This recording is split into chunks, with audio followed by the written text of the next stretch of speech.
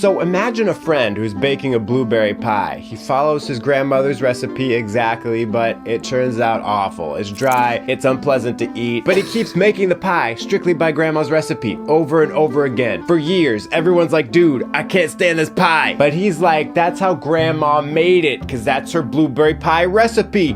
Darn it! Strong language, I know. But then he finds out dozens of pies later that the recipe he was using had a typo. It was only supposed to have a 1/4 cup of flour, but grandma accidentally wrote 1 cup. Oopsie! No wonder it was terribly dry.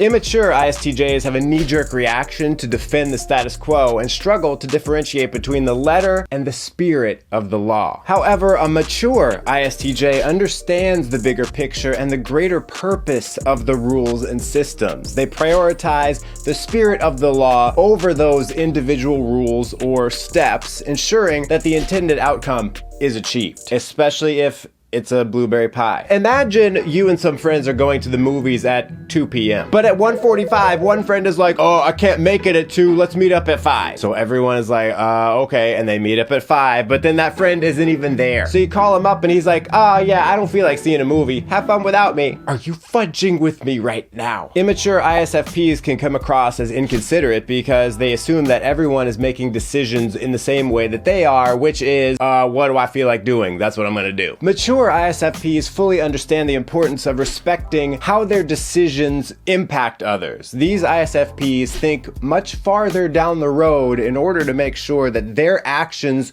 work for other people. Imagine a friend who's always in a bit of a pickle. He's always getting injured, getting in trouble, or losing friends for unknown reasons. Immature ESTPs often find themselves in these situations because rules, regulations, and etiquette are mere suggestions to them. They push boundaries to the limit even when everyone around them is like, dude, what are you doing? Now, as they mature, ESTPs don't lose their desire to push the limits. They simply learn when it's appropriate. Because ESTPs, that's what we need them for in society, to push the limits. Just not all the time. So with a greater focus on the future, mature ESTPs work towards finding their purpose in life and strive to help others achieve discipline and purpose in their own lives as well. Imagine a friend who's like, I'm gonna hike across Europe with nothing but a backpack. But if you were to ask him to go on a meditation retreat, he'd be like, oh no, that's so dumb. Immature ISTPs are realists to a fault. They're adventurous, yes, but only if it has to do with something observable, measurable, quantifiable. They almost seem afraid of things that are not grounded in fact. But a mature ISTP would be open to exploring, for example, meditation. They would even bring their curious analytical thinking to such a subject and try to figure out,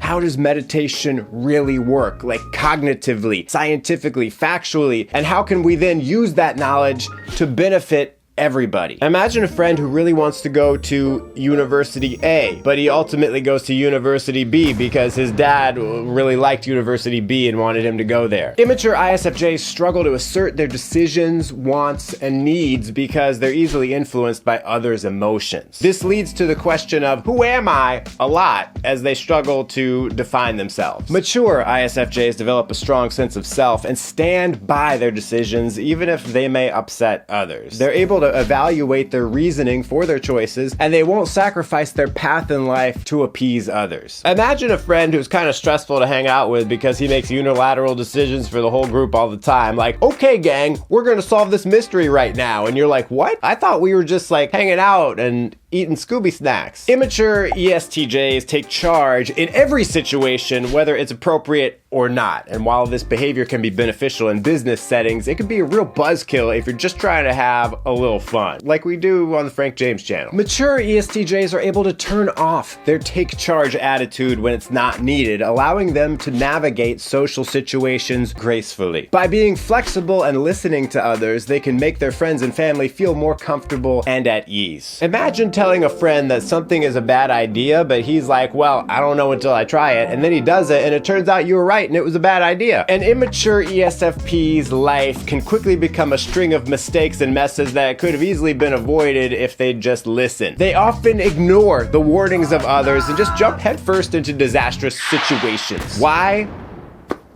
Why not? However, mature ESFPs have the wisdom to learn from others' mistakes without direct experience.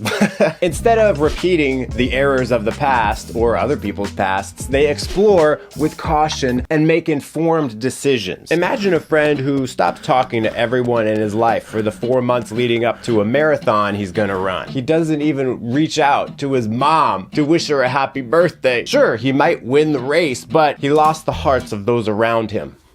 And his mama. He straight up broke her heart. ENTJs know what they want, and immature ENTJs may adopt a mentality of achieving greatness at any cost. They make short-term sacrifices that have unintended long-term consequences. Mature ENTJs recognize that bulldozing everything in their path in order to win might not be the best approach. They still aim high, but they channel their intensity in a much more precise way. Imagine a friend of yours who is nice to everybody to their face, but then he trash talks everybody behind their backs. He does this to the point where you're like, I don't trust this guy because he's probably talking about me behind my back. Immature ESFJs can be elitists, okay? ESFJs are generally focused on what is good and what is bad and the spectrum in between, whether that's clothes, whether that's behavior, whether that's someone's character. And immature ESFJs do not hesitate to slap good and bad labels on everybody. When ESFJs mature, they become more empathetic and benevolent, even to people who don't mesh with their own values. Their surface level friendliness becomes a true, genuine warmth that they have for everyone. Imagine a friend who gets an idea to start a YouTube channel and he gets you and all his other friends involved in the production process, but then a couple months later he's like, I'm not too interested in this anymore. See ya! And he leaves you high and dry. Immature ENTPs often get other people swept up in their big ideas, but their stick-to-itiveness is pretty low. Mature ENTPs take responsibility for their ideas, recognizing the importance of follow through, especially when it affects others. Imagine a guy who has a friend who is constantly letting him down, maybe even being mean to him, just in general being a crappy, terrible,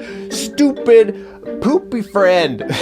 But for some reason, he still considers this guy to be a friend because, well, he's just moody or whatever. He's a nice guy under that terrible exterior, I think. Immature ENFJs are way too forgiving, always assuming and hoping for the best in people, letting their empathy burn themselves out. Can I get real with you? Some people don't deserve second chances. Boom! You can be empathetic and still have boundaries. You can be empathetic without being pathetic. Just made that up right now. Frank, that is so dumb. Mature ENFJs know when to say, enough is enough, and cut people out of their lives. Have you ever had a friend who had an inside joke or was doing a bit, doing a wacky, if you will, like he's some kind of immersive performance artist? It's like, I know he finds this funny, but I don't. I'm not sure anyone does, and it's just kind of getting old. Like, when is he gonna drop it and be serious? We're trying to pass our Master Sommelier exam today, okay? This is not the appropriate time for you to start doing your Charles Barkley impersonation. That wine's just horrible. Immature ENFPs don't mind if their self-amusement comes at a cost. Mature ENFPs still joke around a lot, but they make sure that everyone is in on the joke. And part of that is understanding, hey, if it's time to be serious, let's buckle down and get to work. We played hard, now we're gonna work. Maybe a little hard, I don't know. Maybe not too hard, just a little bit. Imagine a friend who is obsessed with learning new recipes, always studying new cooking techniques, up to date on the latest in cookware technology. But the thing is, he doesn't cook. He doesn't even really know how, unless you count the hours he has cooked in his mind. INTPs love cramming more and more knowledge into their noggins. Immature INTPs, however, they often become armchair experts who never use any of their knowledge in the real world. It's not that learning for learning's sake is bad, it's just that a mature INTP realizes that to make an impact in the world, to help other people, you need to get out of that proverbial armchair. Like, there's only so much time in a day, so at some point you gotta stop taking in information and start doing something with the information that you have. Have you ever heard of going monk mode? It's like a productivity hack. It's really trendy right now. Supposedly you can get a lot of stuff done by shutting yourself off from people and technology for a while. Just like Adrian Monk, after whom it's named. Immature INFPs go monk mode, but they're not getting anything done. They're not even solving any crimes like Adrian Monk. drunk. 90% of my audience is like, I don't know what you're talking about. It could be that the INFP is daydreaming ideas for a screenplay they could write, or they could be processing their emotions about a past event. But nothing is really happening, except they are getting further and further into their own minds. Mature INFPs actually start writing that script, or they do all the emotional processing and then they wrap it up and they leave it behind them. They don't stew in it. Yes, mature INFPs go into monk mode, but they turn it into a catalyst for creativity, growth, and change. Picture a friend who waits until 10 p.m. the night before his 8 a.m. exam to start studying. But it's not procrastination, okay? It's his plan because he thinks it's inefficient to start studying earlier in the week. It's just too many hours. I'll get it done all the night before. So he sits down to study and his laptop starts updating the operating system for 3 hours. Like it didn't give him a choice. It was just like, we're updating now and deal with it. And then the dorm room next door starts blasting music. He goes to the library, but the fire alarm goes off. Back at his building at 2 a.m., he realizes he locked himself out of his room. Chaos ensues. Immature INTJs overplan to a fault, leaving no room for real world mishaps. Imagine an immature INTJ is like, here's my plan, and it's accounting for this exact thing happening. Oh, but I didn't see that coming. Mature INTJs always have a backup plan or two, and they understand that flexibility and rolling with the punches that reality throws at you is key. They don't get so sucked into looking over here that they miss everything that's coming at them from over here. Imagine a person who is stressed out by a messy relationship, but it's not his relationship. It's his friend's relationship. And no, I don't mean a love triangle, okay? It's because he's his friend's go-to guy to vent to, and of course, he doesn't want to be rude, so he just ends up endlessly listening to problems from this other guy who isn't even interested in actually working out those problems. Immature INFJs can get caught up in other people's emotions, taking on issues that aren't theirs to bear. Mature INFJs know where to draw the line, understanding that it's not their responsibility to solve everyone's issues. They have mastered the subtle art of kindly setting boundaries, knowing when to say, hey, maybe it's time for you to talk to someone else about this, okay? This not only helps them avoid becoming overwhelmed, but it also allows their friends to seek the help they truly need. Thanks for watching, and until next time, stay cool and attractive. They say a stranger's come to town. They call him Mr.